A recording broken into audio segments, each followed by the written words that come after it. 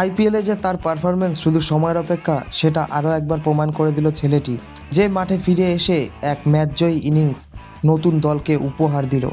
দলকে তুলে দিয়েছে জুনিয়র এশিয়া কাপের সেমিফাইনালে।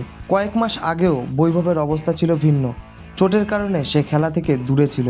অনেকেই ভেবেছিল এবার হয়তো কেরিয়ারের রীতি, কিন্তু বৈভব হার মানার পাত্র নয়। কঠোর পরিশ্রম করে সে আবার মাঠে ফিরেছে। কোয়ার্টার ফাইনালের দিন দল ছিল খুব চাপে। 4 উইকেট হারিয়ে 50 রানের ব্যবধানে বৈভব তখন ক্রিজে আসে। তার চোখে ছিল দৃঢ় সংকল্প। শুরুতে শান্ত থাকলেও ধীরে ধীরে বৈভব ম্যাচের মোড় ঘুরিয়ে দেয়। তার শটগুলি ছিল আত্মবিশ্বাসে ভরা। একদিকে সিঙ্গেল ডবলস, অন্যদিকে ঝোড়ো বাউন্ডারি, সেটা বলার অপেক্ষা রাখে না। 75 বলে অপরাজিত 89 রানে বৈভব শুধু খেলা বাঁচায়নি, বরং দলকে সেমিফাইনালের টিকিট এনে দিয়েছে। তার শেষ ছক্কা যেন দলকে জয়ের বার্তা দিল। এই ইনিংসটা দলের জন্য ছিল বিশেষ দরকারি। চোট কাটিয়ে ফিরে এসে দলকে সাহায্য করতে পারা আমার জীবনের সেরা মুহূর্ত, তিনি জানিয়েছেন একটা ইন্টারভিউতে। বৈভব দেখিয়ে দিল কঠোর পরিশ্রম আর সাহস দিয়ে সব কিছু সম্ভব।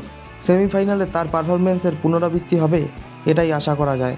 তবে আইপিএলে তার পারফরমেন্স কতটা যে নজর কাড়বে সেটা এখন সময় বলবে।